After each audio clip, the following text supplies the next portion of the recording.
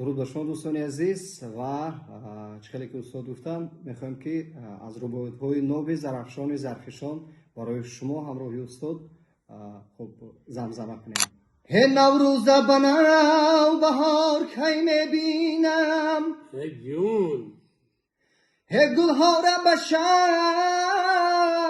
قطار کی میبینم هی گلها را بشش قطار هی در فصل بهار هی دنیا را باید قرار کی میبینم دریای زرافشان از تو آبم میباد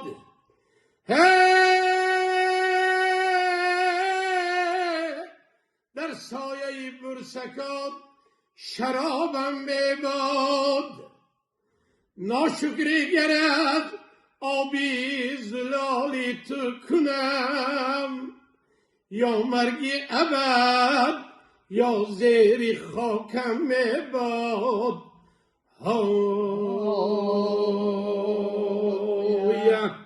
میره میرم گفته ما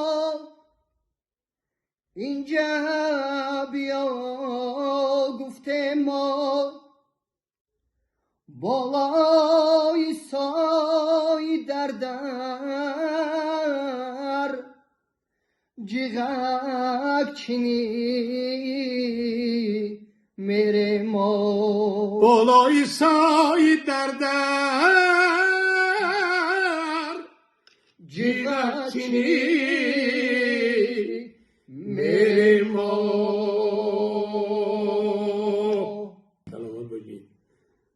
آقا چینگل بدند روزی کنسر فلان هر دم برمان میکنه. نصیب خدا خواهد. سلامت باشید.